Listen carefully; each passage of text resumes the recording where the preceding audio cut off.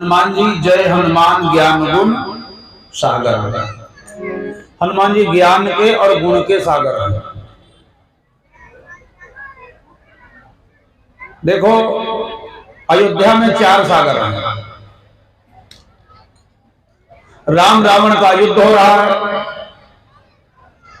रावण ने देखा, देखो एक बात और समझ लो, लंका में लगातार 87 दिन श्री राम और रावण का युद्ध हुआ,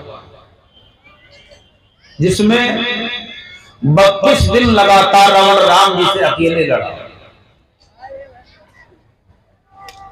एक हमसे कहने लगे, पंडित जी राम रावण जब लड़ रहे थे तो उनकी आपस में दूरी क्या थी?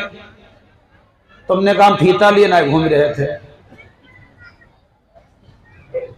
राम रावण का युद्ध 32 दिन हुआ। रावण जिस समय लड़ने के लिए आया और श्री राम जी की फौज में देखा बंदरों की सेना, रावण बोला इन बंदरों की टोली को लेकर के आए हो, खा जाऊंगा चबा जाऊंगा, ये बंदर हमारी लंका का नाश्ता है।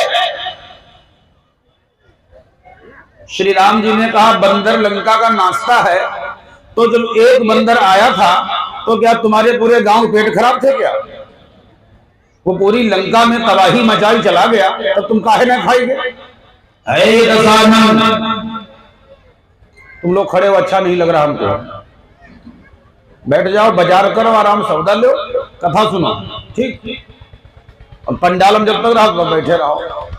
बोले राजा रामचंद्र भगवान की। रावण बोला ये बंदर हमारी लंका का नाश्ता है।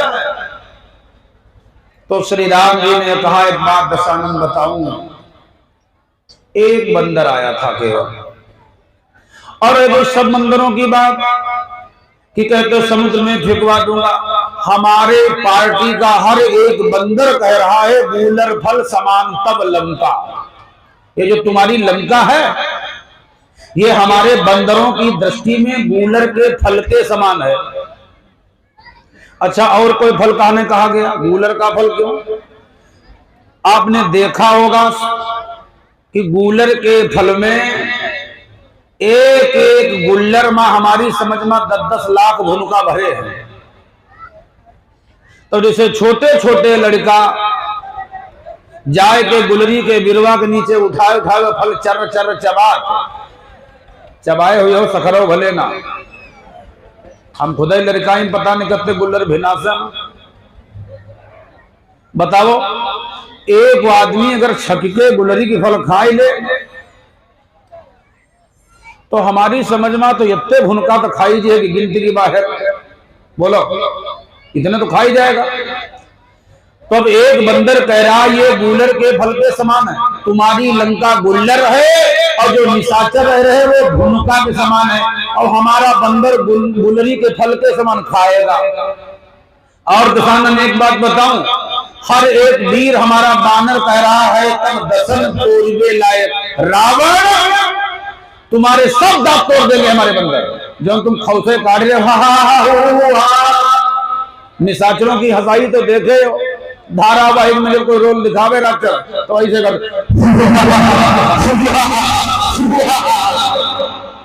ये जो खौसे काट रहे हो ये सब तुम्हारे दांत बंदर तोड़ देंगे।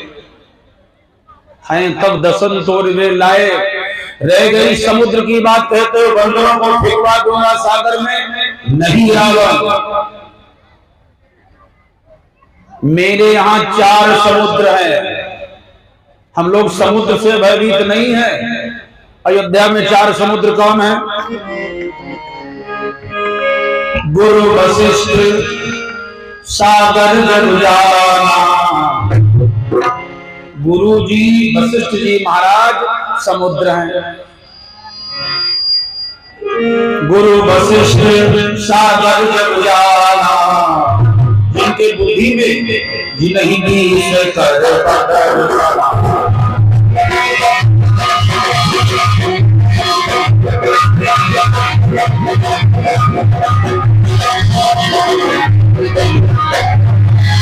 महाराज गुरु जी समुद्र हैं। वो सर्वश्रेष्ठ ज्ञानी है। श्री राम जी ने कहा हमारा भाई भरत समुद्र है,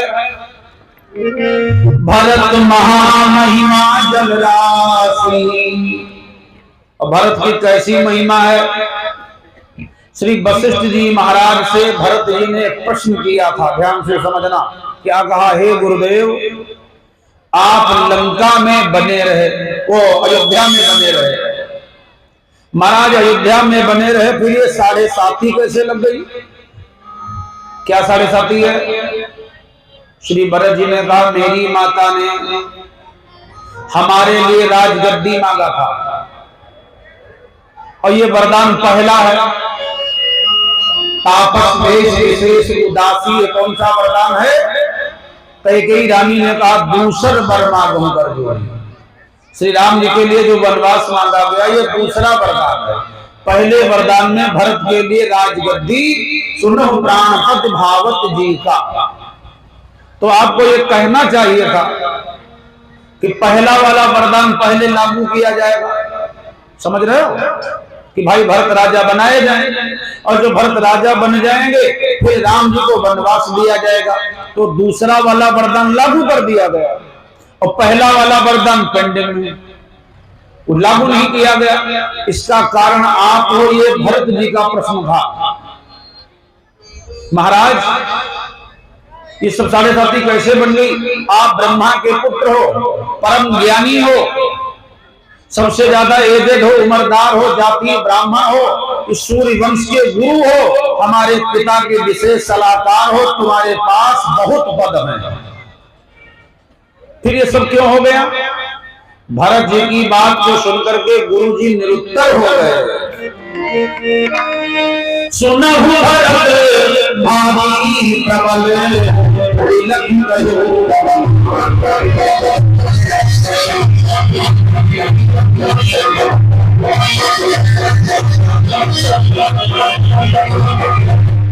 सुनहु भरत भारी प्रबल कहे मोहिना, जीवन में मरण जस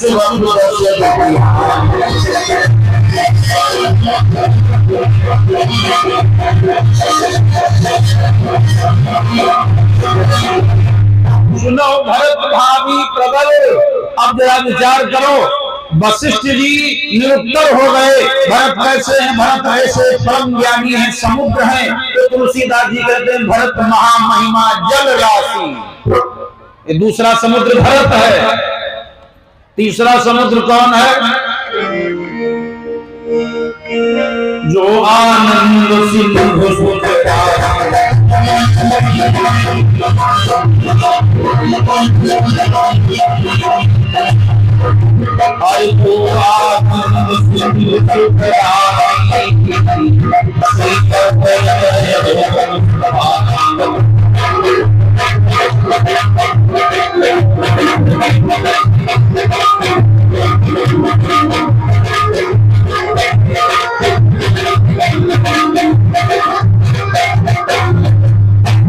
जो आनंद सिंधु सुख राशि।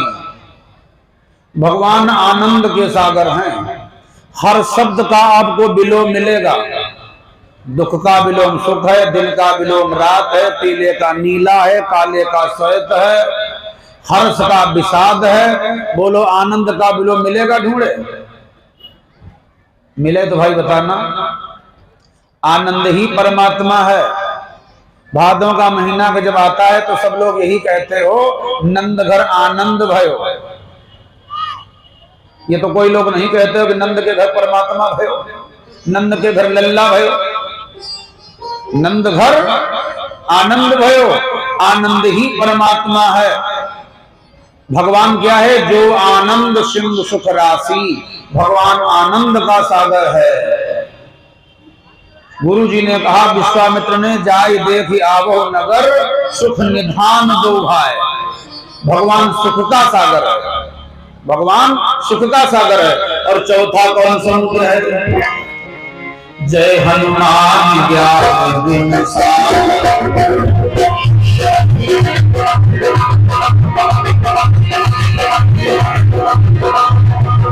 जय हनुमान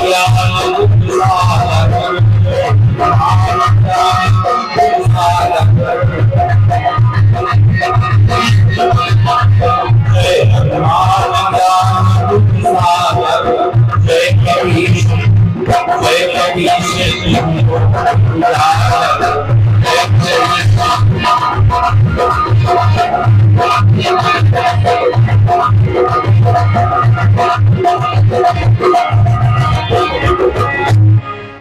हनुमान ज्ञान गुण सागर। हनुमान जी ज्ञान के और गुण के सागर हैं, कपियों के ईश हैं, तीनों लोकों में उजागर हैं। अच्छा ईमानदारी सहित बताओ, कोई लोग लखनऊ के चिड़ियाघर गए हो? जरा हाथ उठाओ। कोई लोग नहीं गए? अच्छा गए हो, धन्यवाद। क्या हनुमान जी के रूप रंग का बंदर आपने चिड़ियाघर में देखा? दुनिया के तरह तरह के वहां जीव जंतु जानवर बंद हैं, और हनुमान जी के रूप रंग का बंदर आप नहीं तीनों लोकों में सारे ब्रह्मांड में पाओगे। जय कपीस तिहु लोक उजागर।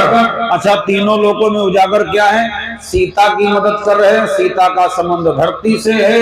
लक्ष्मण की मदद कर रहे हैं, लक्ष्मण का संबंध पाताल से है। और राम की मदद कर रहे हैं तो राम का संबंध ऊपर स्वर्ग से है। इसलिए तीनों लोकों में उजागर हैं। और हनुमान जी हैं क्या? हनुमान जी क्या? हनुमान जी कोई साधारण है? नहीं। तुलसीदास जी कहते हैं शंकर सुवन केसरी नंदन। तो शंकर सुवन क्या? ये साक्षात भगवान शंकर हैं, ये स्वयं शंकर हैं। अब ये रुद्र भगवान का यज्ञ चल रहा है, इसलिए इस बेला में शिव पुराण की कथा मैं आपको सुनाता हूं। ये शिव जी का यज्ञ है। देखो शिव पुराण में 12 ज्योतिर्लिंगों की कथा आई है। 12 ज्योतिर्लिंग हैं।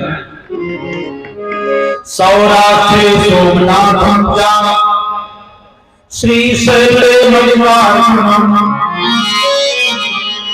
सौराष्ट्रे सोमनाथम च श्रीशैले मणिवासनम। उज्जैन्यं महाकालं ओंकारमलेश्वरं। परल्लम्बेदनाथं च डाकिन्यां भीमशंकरं। सेतुवन्धिर्दिवामेशं नागेशं दारुकावने। वाराणस्यां तु विशेषं त्र्यम्बकं गौतमीतटे। हिमालयं जगदाराधुस्मे सन्त शिवालये। एतानि ज्योतिर्लिंगानि सायं प्रातः पठेत् नरः। बोले सप्त जन्म कृतं पापं स्मरणेन विनश्यति। 12 ज्योतिर्लिंगों का जो स्मरण कर लेता है उसके 100 जन्म के किए हुए पाप नष्ट हो जाते हैं। ये शंकर जी की महिमा है। आप सब लोग परम सौभाग्यशाली हो जो श्री रुद्र महाराज के परिसर में बैठे हो। सप्त जन्म कृतं पापम। मेरे भगवत कथा प्रेमी वारे शिव जी की पूजा। बोले एक बिलपत्र अगर महादेव जी को चढ़ा दिया जाए तो बोले काशी वास निवासी चा काल भैरव दर्शनम कोट कन्या महादानम बिलपत्र शिवार्पणम। 1 करोड़ कन्यादान का फल मिलता है शिव जी को अगर एक बिलपत्र चढ़ाया जाए। और शंकर जी के 12 ज्योतिर्लिंगों का स्मरण कर किया जाए तो 100 जन्म के किए हुए पाप नष्ट हो जाते हैं। 100 जन्मों का पाप। ये 12 ज्योतिर्लिंग, हर एक ज्योतिर्लिंग की महिमा अलग है।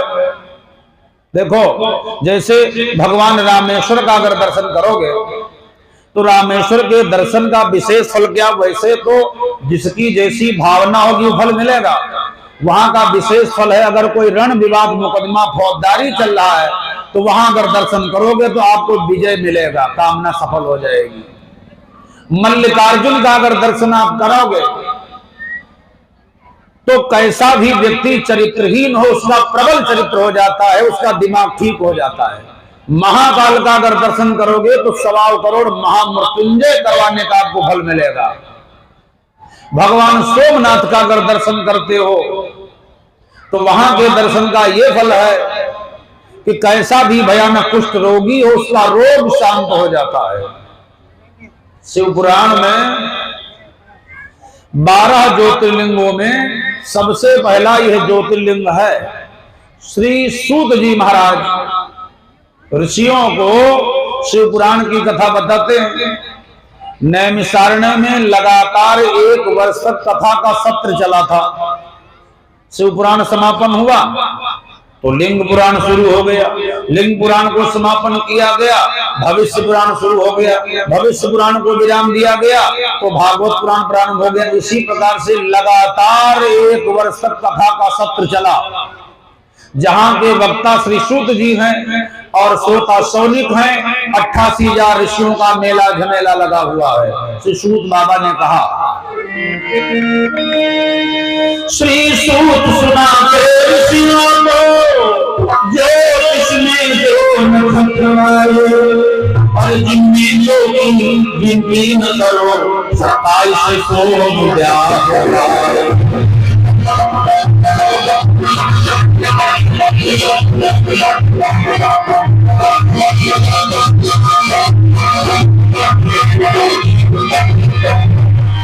भाई, ज्योतिष में 27 नक्षत्र हैं। अश्विनी, भरणी, कृतिका, रोहिणी, मृगशिरा, आद्रा, पुनर्वसु, पुष्य, श्लेखा, मघा, पूर्वा, फाल्गुनी, उत्तरा, फाल्गुनी, हस्त, चित्रा, स्वाति, विशाखा, अनुराधा, ज्येष्ठा, मूल, पूर्वाखाड़, उत्तराखाड़, श्रवण, धनिष्ठा, पूर्वा भाद्रपद, उत्तरा भाद्रपद, रेवती। ये 27 नक्षत्र हैं। ये नक्षत्र क्या है? ये 27 नक्षत्र चंद्रमा की पत्नी है और प्रजापति दक्ष की बिटिया है। महाराज दक्ष के 60 बेटियां हैं। ब्रह्मा जी के द्वारा जब 10 मानस पुत्रों की उत्पत्ति हुई, पुलस्त्य हैं, पुला हैं, भृगु हैं, वशिष्ठ हैं, दक्ष हैं, नारद हैं, मनु हैं, क्रतु हैं, ये 10 जो बेटे हुए। एक दिन ब्रह्मा जी ने कहा, मैं प्रजापति बनाना चाहता हूं। कौन बनेगा? का कोई पदव काटते। इलेक्शन जब आता है, एक एक चौराहे पर 10-10 होल्डिंग लगी जाती, और जो पार्टी के व्यक्ति से पूछो क्या हाल है तुम्हारी पार्टी, तो जवाब देता है एक एक गांव में वोट सब हमारी है, चाहे 5 वोट न पाए। तो ब्रह्मा जी ने कहा पद किसको चाहिए? प्रजापति का। देखो, प्रजापति का एक पद है, प्रजापति का पद है, इंद्र का एक पद है। वर्तमान में गणना के माध्यम से पुरंदर नाम का देवता अपने को इंद्र कहा रहा है। अगला जब मनवंतर आएगा तो अगले मनवंतर में दैत्यराज बलि इंद्र बन जाएंगे। इनका प्रमोशन हो गया, सीट नहीं खाली है, अगले मनवंतर में बनेंगे। तो प्रजापति का पद क्या है? प्रजापति का पद यूं होता है, सृष्टि का विस्तार करना। हम लोग जो स्वाहा कराते हैं, सत्यनारायण की भले ही कथा सुनो, उसमें भी 1-2 स्वाहा लगवाए जाते, ओम प्रजापति स्वाहा। इससे क्या है? इससे कुल वृद्धि होती है। श्रीमद् भागवत के 2 स्कंद के 3 अध्याय में ये वर्णन है कि आपको क्या चाहिए और किस देवता की पूजा करो। भागवत में वर्णन है, अगर धन चाहते हो तो देवी की आराधना करो, वीर बनना है रुद्र का ध्यान करो। अच्छा, चाट की दुकान पर तुम नेट बोल्ट मांगोगा, पाई हो। जैसे कपड़ा की दुकान पर 100 ग्राम हल्दी ना पाई सका, ऐसे ही हर एक देवता का अधिकार अलग अलग है। संतान अगर चाहते हो तो प्रजापति की आराधना करो। विधाता ने अपने पुत्र को प्रजापति बनाया, किसको? दक्ष को। जब दक्ष प्रजापति बन गए, दुनिया का कोई भी प्राणी अगर पद पा जाए तो सबसे पहले वो अपना विस्तार करता है। लोग कहते हैं कि मेरा पेट उहाऊ मैं ना देऊं काऊ, मेरा पेट भर जाए समाज का कल्याण हो या ना हो। तो दक्ष प्रजापति बने तो सबसे पहले महाराज दक्ष ने 10,000 बेटा उत्पन्न किया। नारद पहुंच गए और नारद जी ने कहा उन 10,000 से कहां जंजालम परे हो। धनान भूमो पशुस्य गोष्ठी नारी गृहेदार जनासंसानि देहस्यतायां परलोक मार्गे कर्माणि गच्छति जीवे। कहा ये धन यही छूट जाएगा।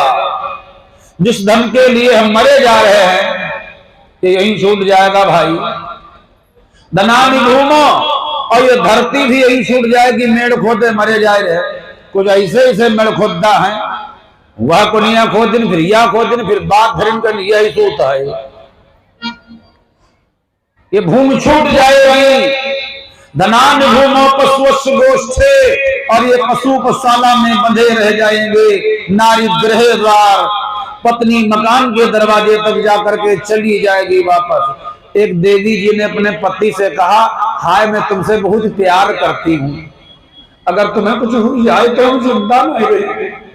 पति बड़ा बुद्धिमान था, तो पति ने सोचा चलो आज परीक्षा लेके देखें। तो एक बार वो बाहर से आया घर में दौड़ता हुआ, और घर में आंगन में बरामदा में घुसा और धड़ाम से गिरा। तो उसने अपना सिर अड़ाया दीवार, और पैर भिड़ाए पावों, और दांत विंधाए पड़ा।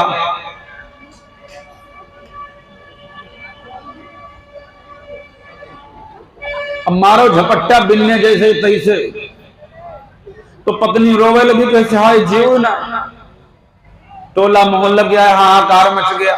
लोगों ने कहा इनको उठाए के द्वारे डारो, और जब उठाओ तो उठाए ना उठाए।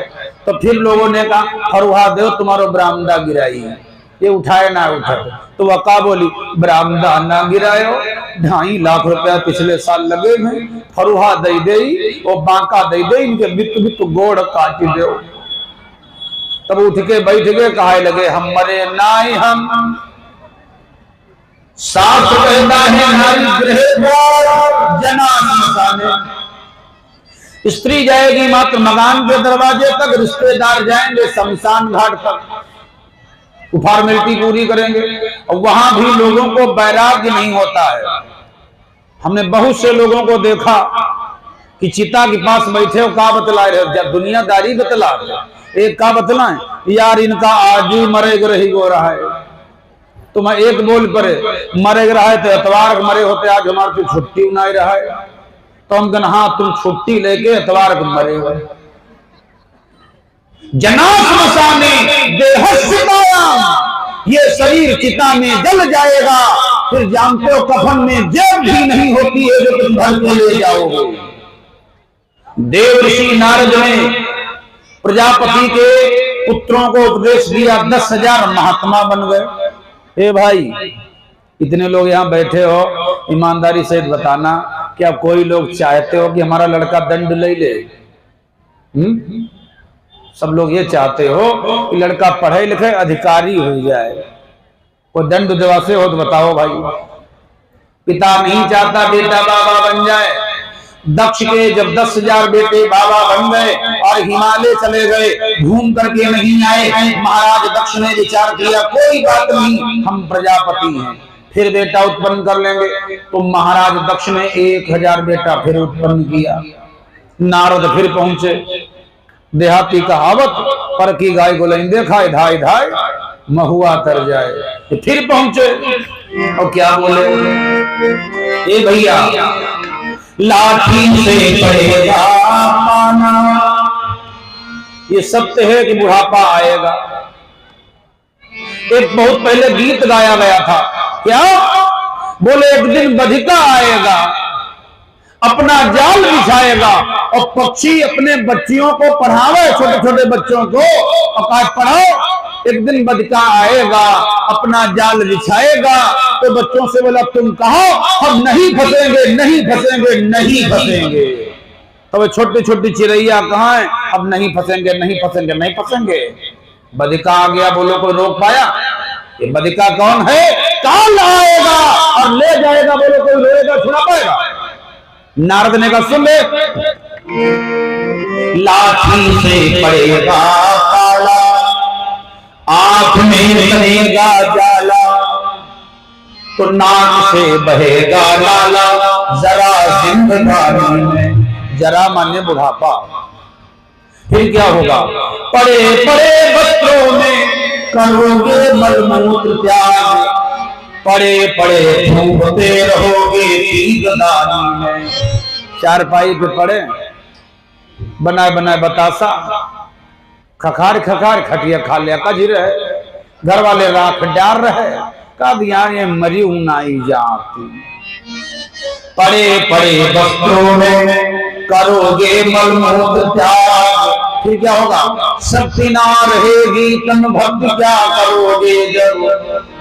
जब तुम्हारे शरीर में ताकत नहीं रह जाएगी तो क्या भजन कर पाओगे? भजन के लिए तो यम नियम संयम समाधि ध्यान की आवश्यकता है। बहुत लोग कह देते बुढ़ापा में भजन करूंगा। बुढ़ापा में चले तरस रहे हो, भजन करियो। सुबेरे 4 बजे स्नान करके बैठो, धूप बत्ती जलाओ तो आपा खाए जाए रही, भजन करोगे? कहीं का पाँव कहीं का पोत्र नोची भर दें? नहीं, जवानी में भजन करो। नारद ने उपदेश दिया तो 1000 फिर बाबा बन गए। इस शिव पुराण की कथा को तुलसीदास जी महाराज एक चौपाई में लिख रहे। दक्षिण सुमन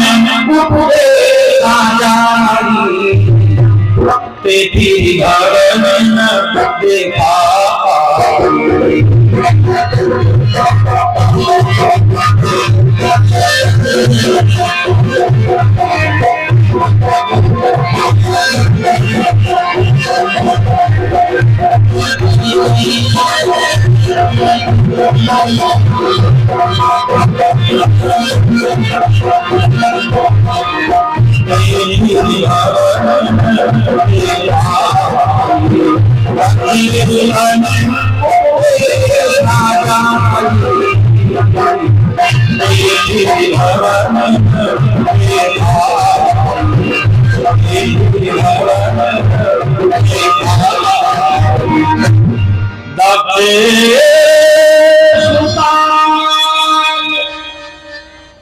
महाराज दक्ष के बेटे चले गए, बाबा बन गए। राजा दक्ष ने देवर्षि नारद को श्राप दे दिया। नारद, हमारे भाई हो, हमारा घर बिगाड़ रहे हो, हमारे पुत्रों को बाबा बना रहे हो, जाओ मैं तुम्हें श्राप देता हूं, 2 घड़ी से ज्यादा कहीं नहीं रुकोगे। अगर ज्यादा रुकोगे तो भस्म हो जाओगे।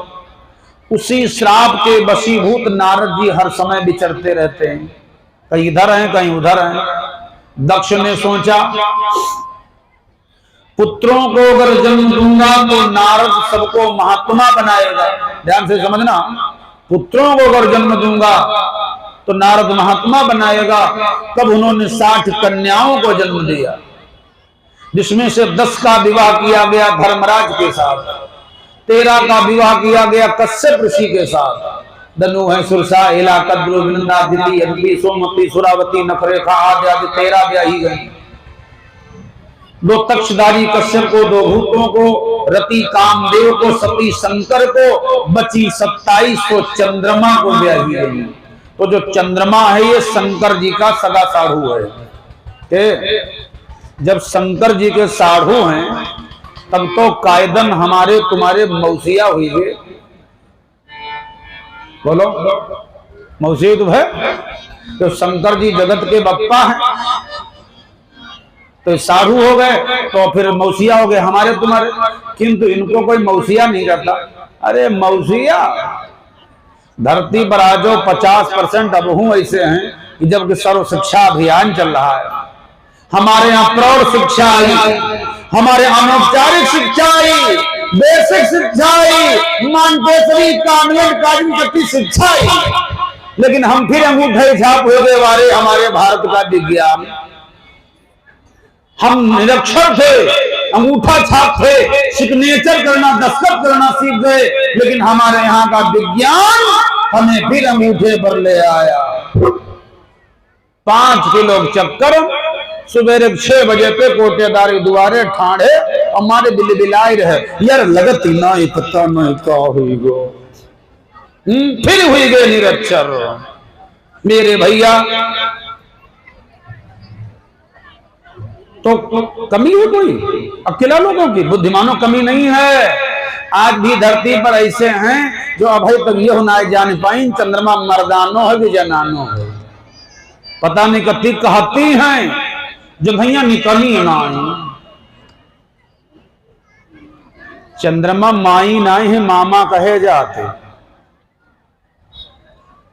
अच्छा, जब शंकर जी के साढ़ू हैं तब तो मौसिया हो जाते, मामा क्यों हैं? समुद्र का जब मंथन हुआ तो समुद्र से चंद्रमा निकले और समुद्र से माता लक्ष्मी निकली। ध्यान से समझना, तो ये लक्ष्मी के भाई हैं और लक्ष्मी पूरे संसार की, सारे ब्रह्मांड की माता है। जो दुनिया की माता है ये उसके भाई हैं, तो फिर हमारे तुम्हारे कौन भाई? मामा ही तो भाई, चाचा की मामा, दादा की मामा, फौज की मामा, नाना की मामा, बाप की मामा, अपने मामा, पोतने मामा, अरे पूरे हिंदुस्तानी मामा। जितने मरी गए उनके मामा रहा, जितने पैदा हुए हैं उन्होंने भी मामा हुई हैं।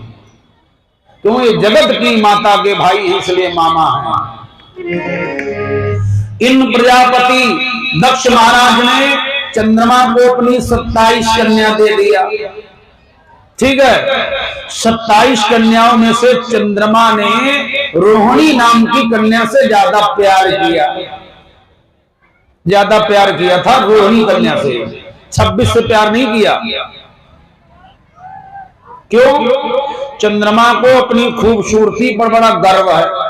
हालांकि आदमी जिस समय स्नान करके शीशा देखता है, अपनी सूरत शीशा में जब देखता है तो एक बार उसको जरूर गर्व हो जाता है कि हम कुछ नहीं।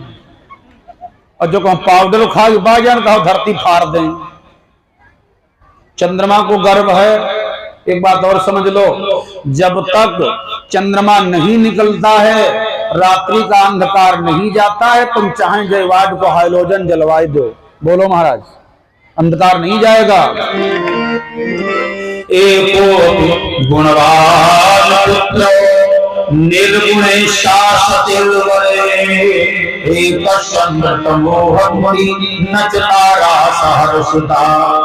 ऐसे ही परिवार में एक बेटा हो, गुणवान हो, निर्गुण 100 बेकार हैं। जैसे आसमान में एक चंद्रमा के निकलने से संसार जगमगा जाता है, तारे बहुत हैं, उजेला नहीं हो पाता है।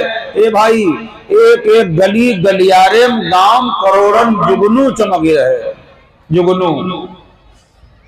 और चमकत बताया जाए तो उजेला कोई। एक बार अन्य कीड़ा मकोड़ा जीव जंतुओं ने जुगनू से पूछा कि तुम चमके हो तो कम से कम चमके ही रहा हो, बुताए काहे जा। तो जुगनू ने कहा हम उजेले के लिए ना ही चमक रहे, हम फोकस बनाए रहे अपना, ये लोग हमको देखाएं।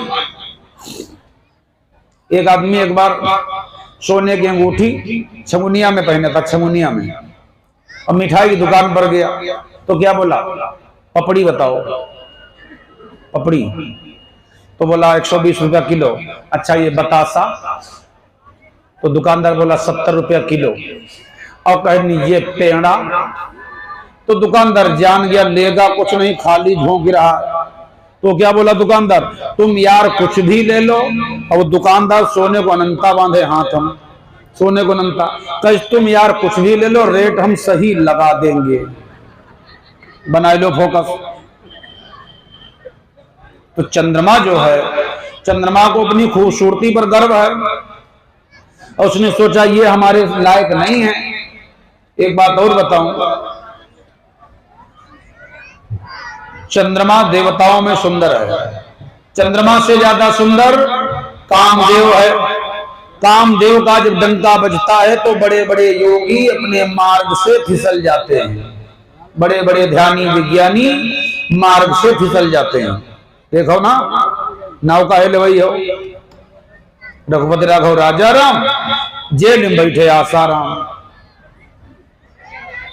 बड़े बड़े ध्यानी विज्ञानी विमलात्मा धर्मात्मा अपने मार्ग से फिसल जाते हैं। ये कामदेव की सुंदरता है। और कामदेव से ज्यादा सुंदर कौन है? भगवान शंकर। एक श्लोक आपको याद होगा, कर्पूर गौरम करुणावतारम। एक व्यक्ति ने तुलसीदास जी से कहा, क्या शंकर जी कपूर की तरह गोरे हैं? बोले नहीं नहीं, कपूर से ज्यादा गोरे हैं, कपूर से ज्यादा। अब कपूर से ज्यादा सुंदर क्या है?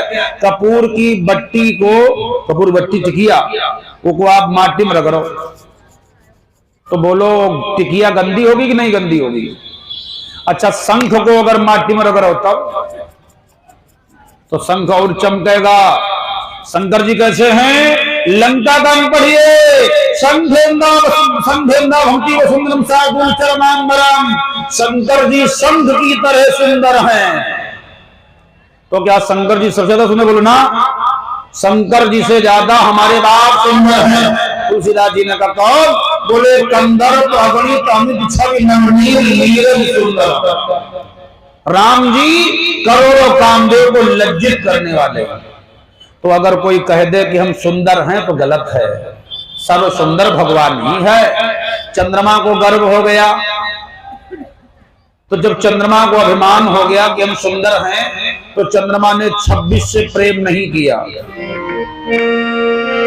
शोभा बढ़ गई चंद्रमा की 27 दक्षिणी है। रोहिणी से ज्यादा प्रेम हुआ।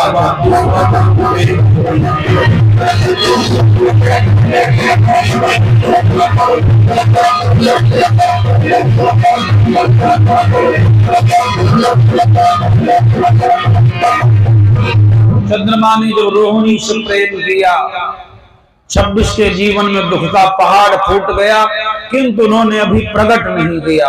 ये माताएं देवियां बड़ी महान, इनकी विशेषता आपको बताऊंगा। ये कभी कभी अपनी ससुराल मार खा जाती। मैं क्यों ना बताती हूँ, मैं क्यों ना बताती हूँ। वैसे इनके मुंह में बात ना रुकाते। ससुराल का कष्ट आप लोग मायके में नहीं बताती हो, मायके की बदनामी ससुराल में नहीं करती हो। यह तुम्हारी विशेषता है। हालांकि हम तुम लोग इतने महान नहीं हैं। जैसे इनको ससुरो तुम्हारे घर, ऐसे तुम्हारो ससुरो इनके घर। अच्छा, आदमी अपने अपने ससुरे मारू खाई लगाए कि ससुराल पहुंचो, मोटरसाइकिल टकाओ, ठा ठा जूतन काटे जाए लगो। बोलो का मैके में बताई हो कि नहीं? हमारे समझ मैके बाद में हो, ठन्नी की माचिस खरीद गांव फूंक दे हो तब ही हो। इतने महान हम आप लोग नहीं हैं, किंतु ये माताएं बहुत बर्दाश्त करती। धीरे धीरे समय चलता रहा, धीरे धीरे 2 वर्ष हो गया। नारी के जीवन के, संसार के सब सुख दे दिए जाए, सब सुख दे दिए जाए, हर फरमाइश पूरी कर दी जाए, और अगर उसका पति ठीक से बात न करे तो बोलो नारी का जीवन दुखमय रहेगा कि सुखमय? दुखमय हो जाएगा। सीता जी ने इसीलिए कहा था भगवान राम से, सरकार जिय बिनु देह नति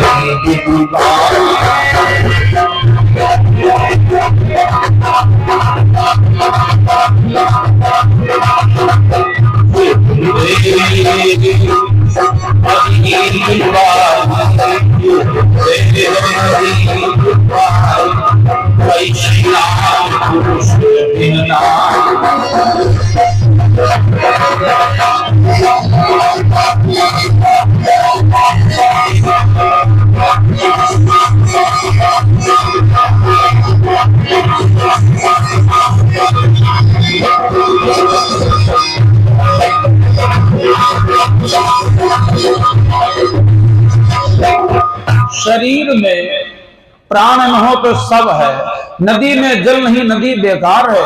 नारी के जीवन का सुख उसका पति है, अगर पति नहीं, पति है नहीं तो जीवन में बेकार है। भोग रोग संभूषण भारू जम जातना सरि संसारू, मैं आपके साथ चलूंगी। 26 को ज्यादा कठिनाई हुई तो एक दिन वो 26 आई, अपने पिताजी से कहा, पिताजी, हे पिताजी आइए। वाह, कहा पिताजी, सभी ले होगा, एक आधी ले हो। बोले वृंदावन बिहारी जयकारा भी आप लोग जोर बोले, धन्यवाद। हाँ, बोले रुद्र भगवान। 26 ने रोते हुए अपने पिता से कहा, पिताजी भैया तुम लोग बैठ जाओ 2 मिनट, 2 मिनट बैठ जाओ, थोड़ा अच्छा लगेगा। हाँ, तो 26 ने अपने पिता से कहा, पिताजी पति हमारे ठीक से बोलते नहीं, बात नहीं करते हैं। प्रजापति दक्ष ने सोचा चलो ठीक है समझा देंगे। एक दिन राजा दक्ष आए और बोले, बेटा तुम हमारे जमाई हो। दामाद को जमाई कहा जाता है। जमाई, जमाई क्यों कहते हो? जमाई का मतलब यह है कि जहां जम गए हैं जमे रहे दो। जैसे अपने घर से आए और तुम्हारे द्वारे टूटी खटिया पर जमी गए और तुम उठाओ सोफा पर बैठाओ, ये तेम दिखाई गई।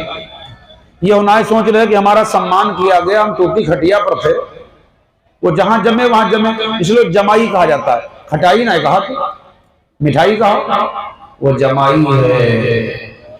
राजा दक्ष ने कहा तुम मेरे जमाई हो, जामाता हो, तुमको क्या और दंड दूं बेटा, समझा रहा हूं। उत्तम कुल में जन्मे हो तुम, है ये विषमता की।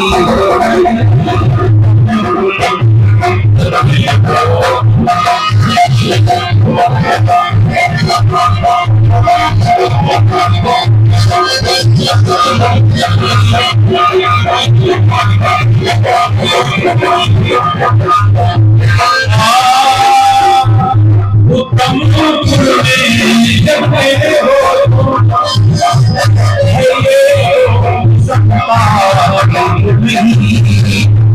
मिलती है इससे नरक सजा, मिलती है इससे नरक सजा।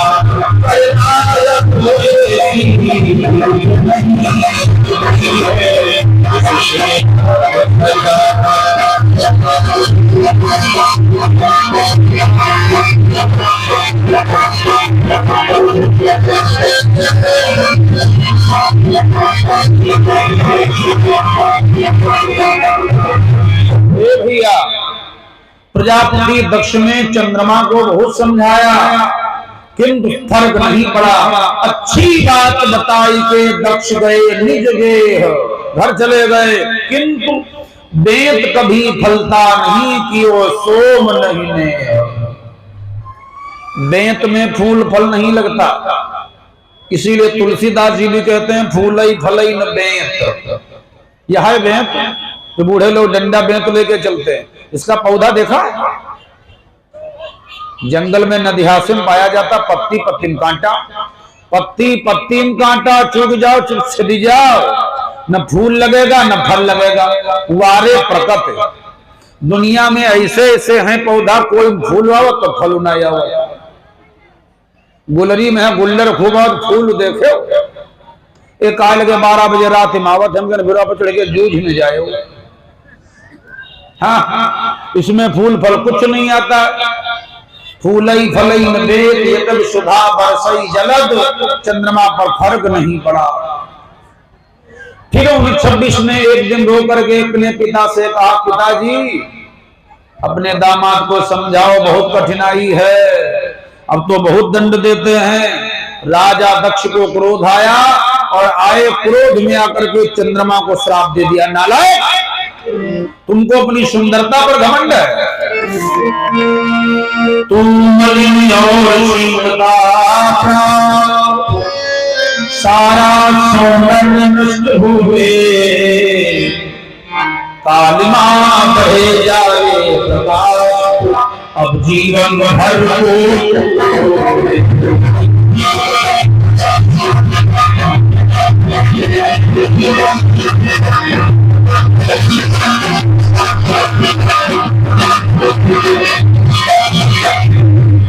जाओ, मैं तुम्हें श्राप देता हूं, तुम्हारे शरीर में क्षय रोग लग जाए, तुम कालिमा की ओर बढ़ते चले जाओ, जीवन का तेरा प्रकाश चला जाए, तिन बढ़ जाए, अंधकार बढ़ेगा। और जो चंद्रमा को क्षय रोग लग गया तो चंद्रमा बढ़े लगे क्षय रोग।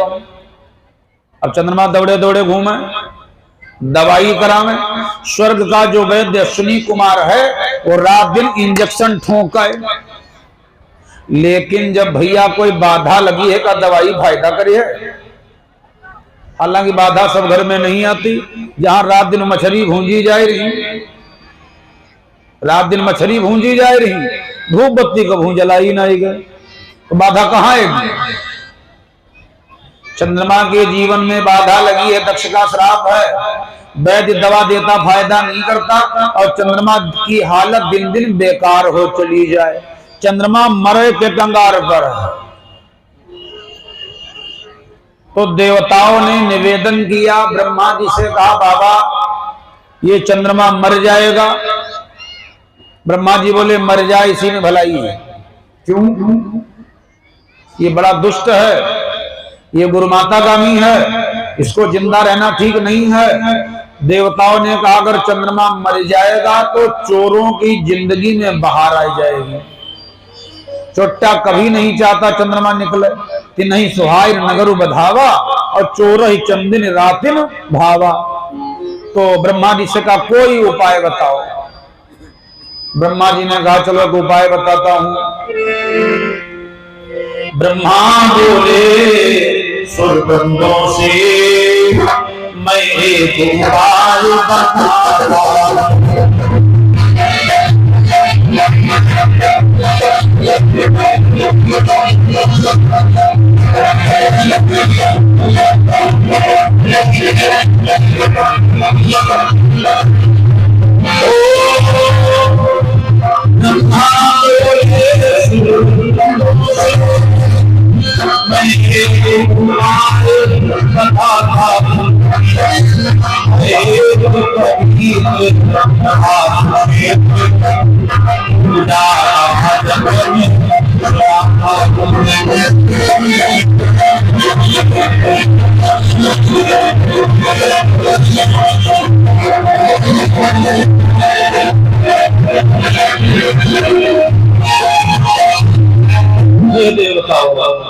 ब्रह्मा जी बोले भैया ये चंद्रमा जाए सरस्वती के तट पर। दक्षिण में हमारा सरस्वती नदी है, वहां सरस्वती नदी के पावन तट पर जाएं और भगवान शिव की आराधना करें। ब्रह्मा जी ने मंत्र बताया, ये ब्रह्मा जी के मुख से मंत्र निकला है, महामृत्युंजय ओम ह्रौं मंजुषा भूर्भुवस्सुवं सुगंधिं पुष्टिवर्धनम् उर्वारुकं वन्दनां मृत्युर्मुक्षी मामता भूर्भुवस्सुवं। कहा इस मंत्र को ये स्वयं जपाएं। तो जब मनुष्य के जीवन में कोई दुख आता है तो उसका पूजा पाठ में बहुत मन लगता है, और सुख भगवान थोड़ा दे दे, नास्तिक हो गए, कहा हम कोई को मनता ही ना है, दिमाग खराब गया है। ब्रह्मा जी के जीवन में बाधा आई तो ब्रह्मा जी ने अन्न पानी छोड़ दिया सरस्वती नदी के तट पर, और प्रभात क्षेत्र में बैठे और बस यही रात दिन जपी रहे ओम ह्रौं मंजुषा भूर्भुवस्सुवं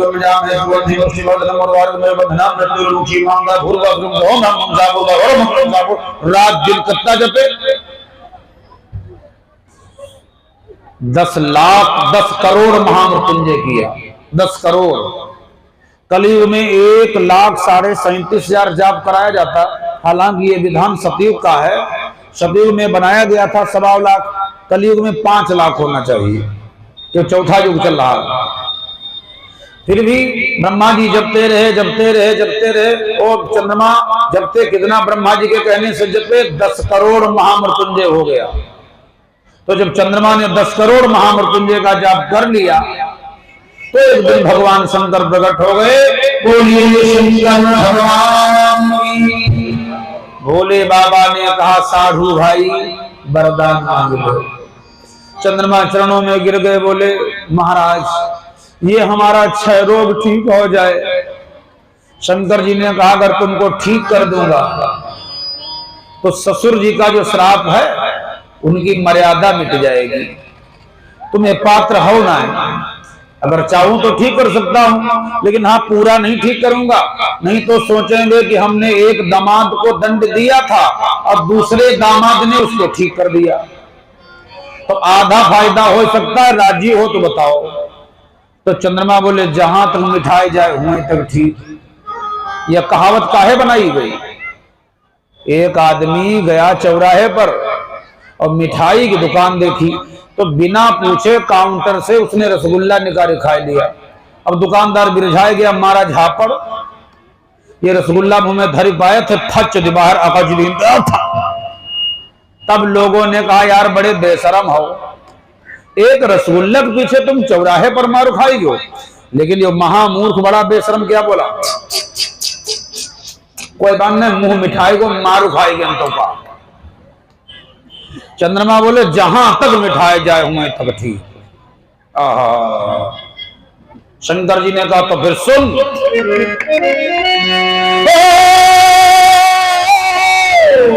जब शुक्ल पक्ष के दिन आए, जब आएगा शुक्ल पक्ष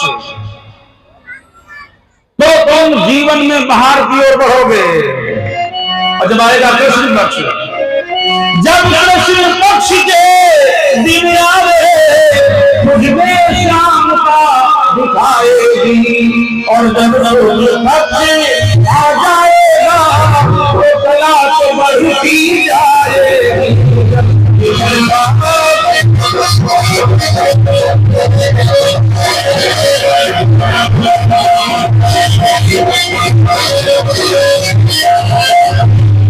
जब आएगा कृष्ण पक्ष तब तुम अंधेरे की ओर बढ़ोगे, और जब आएगा शुक्ल पक्ष उजेले की ओर बढ़ोगे। चंद्रमा पहले पूरी रात रहते थे, और जब श्राप हो गया दक्ष का तो बिल्कुल चंद्रमा गायब, अंधेरिया हो गई।